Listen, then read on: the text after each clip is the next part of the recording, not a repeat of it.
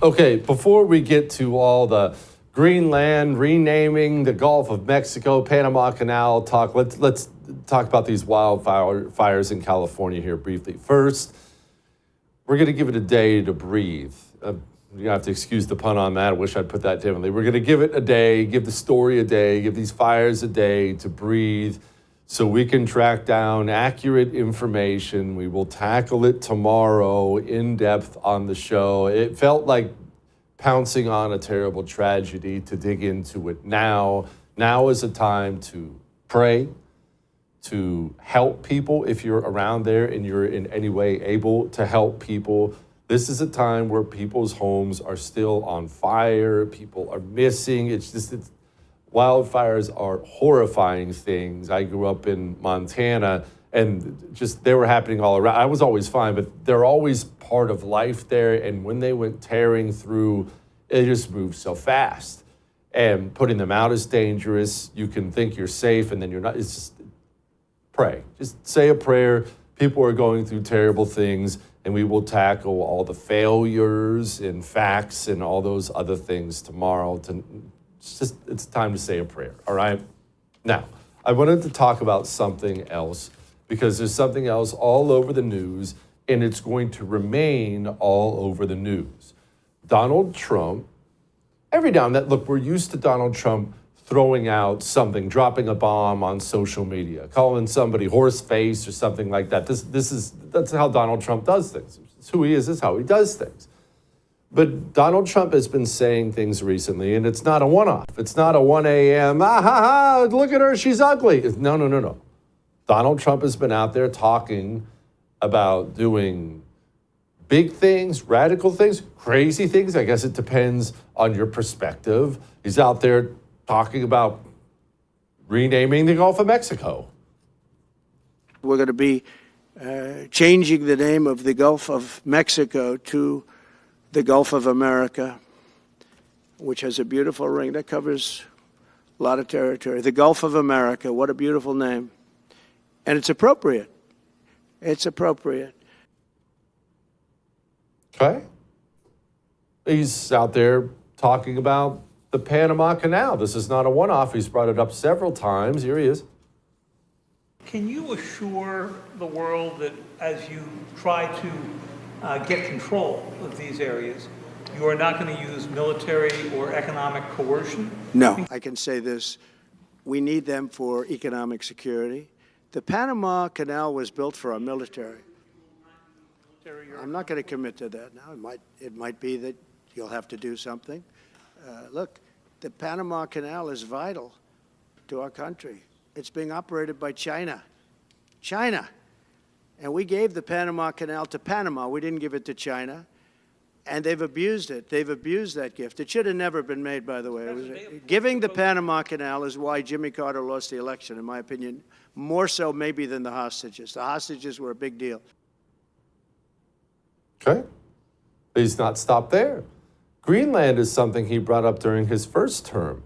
Now, before the election, after the election, he continues to bring up America taking possession of Greenland. Just so you know, in case you don't, most people already know this, Greenland is a block of ice. It's not green at all. It's a block of ice. It's like 50,000 people that live there, but it is in an incredibly important strategic location, and Trump is on this thing. Well, we need Greenland for national security purposes. I've been told that for a long time, long before I even ran. I mean, people have been talking about it for a long time. You have approximately 45,000 people there. People really don't even know if Denmark has any legal right to it. But if they do, they should give it up because we need it for national security. That's for the free world. I'm talking about protecting the free world. You look at, you don't even need binoculars. You look outside, you have China ships all over the place. You have Russian ships all over the place. We're not letting that happen. Okay, so let me explain, because a lot of people get caught in the weeds and there's so much noise out there. It's very, very difficult to make sense of what's going on, why it's going on. So let's stop with the screaming and yelling. Let's stop with the criticizing. Let's stop with the pom-pom waving. Let's stop with all this childish ridiculousness and discuss exactly why Donald Trump continues to say these things because there are two gigantic reasons why he's doing them. First and foremost, and this is one of the biggest reasons, really could probably split the two, but the first of the reasons is this: negotiation. When you have any kind of a negotiation in your life, whether it be personal, business, political, whatever it is so important to stake out a position that is extreme to begin with. If it's in the business world, let's say it's in the business world and I'm about to have a negotiation with somebody, and I want him to pay me $1 million for my business. Okay? He wants to buy Jesse Kelly Burgers, and I want him to pay me $1 million. And I walk in and sit down. What I do not do ever, if I think it's going to be a negotiation, is sit down at the table and say, I want $1 million. Why? Because $1 million is my starting position. He's going to negotiate from there.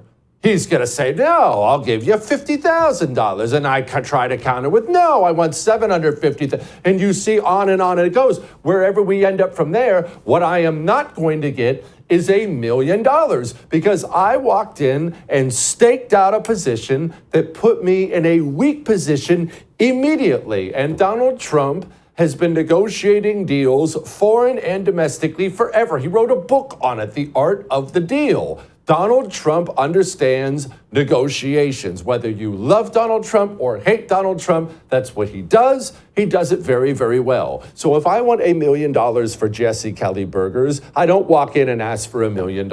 I walk in and ask for $10 million, and then the negotiations begin. And if I stake out that position initially, well, my chances of actually walking away with $1 million increase dramatically. You understand? Right now we have things going on in the world. Let's talk about the Gulf of Mexico. We're going to rename it the Gulf of America. Why even tackle that? Why even bother with that? Well, I'll get to the second reason in a moment, but for the first reason's purposes, do you know what Donald Trump wants to do, has promised to do, demands? These demands that he's going to deport people en masse. And Mexico just elected a communist woman as president. You've probably already seen her in the news if you pay attention at all. And of course you do because you watch I'm Right every night, of course, Monday through Friday. And she's already trying to push back. No, we're not going to do this. No, we're not going to do this. No, we're not going to do that. Why would Donald Trump get up at a press conference and say, Gulf of Mexico, pff, that's the Gulf of America, baby? It's a negotiating position. He's staking out a position. Why would you walk in and tell Canada they're going to be the 51st state? Why would you do such a thing?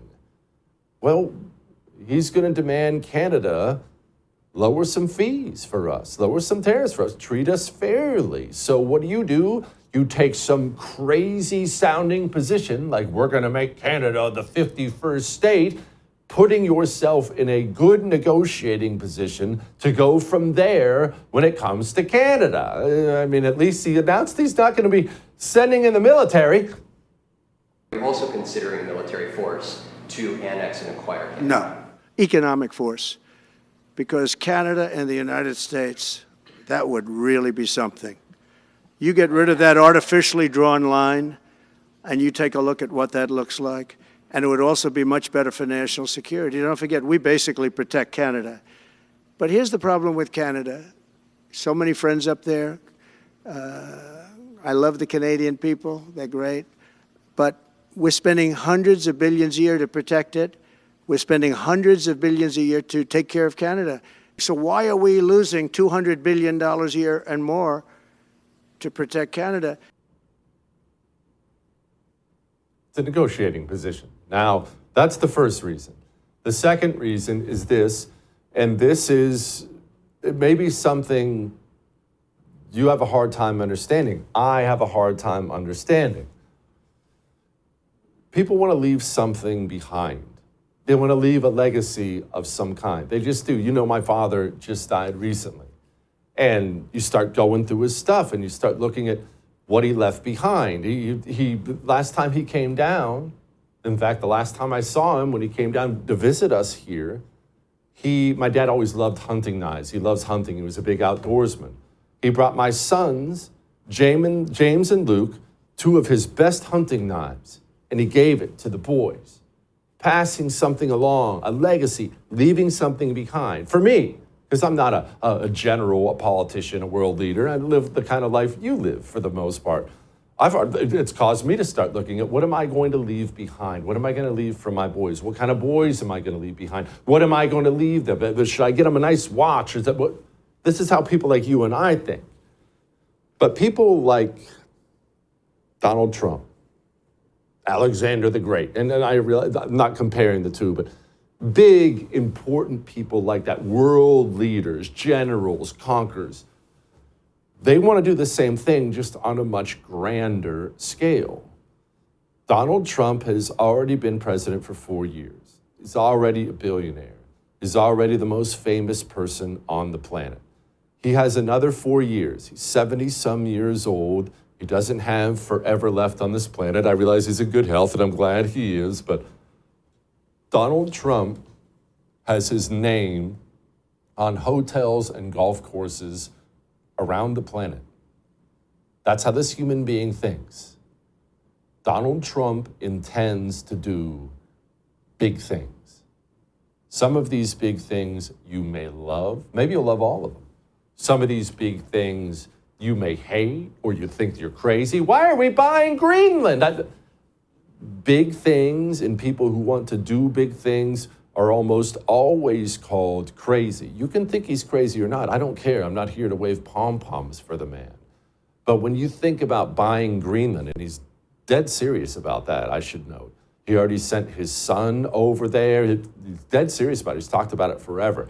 It sounds crazy when maybe we've lived in a 50-state United States of America for the longest time. What did we get? We're just going to add a country? We can't do that. It belongs to Denmark. We don't think like that. I don't think like that. If you had asked me the last year, it would never occur to me to take a big block of ice up there by the UK. I don't give a crap about Greenland. But Donald Trump, guys like that, think like that. He's dead serious. He wants to take back the Panama Canal. No, it's ours now. Dead serious about Greenland. No, it's mine now. That's how people like that think. He intends to do gigantic things with his last 4 years as president and leave something lasting behind. That's how guys like that, that's how their mind works. You can love it, you can hate it, you can relate to it or not, but that's how their mind works, all right? All that may have made you uncomfortable, but I am right. I would thank you for coming to my YouTube channel, but I know how brilliant it is, and I know you love it here. So subscribe and watch. We're going to start really ramping things up and putting some funny stuff, some interesting stuff out there, some collaborations. Either way, my YouTube channel is officially the place to be. So stick around.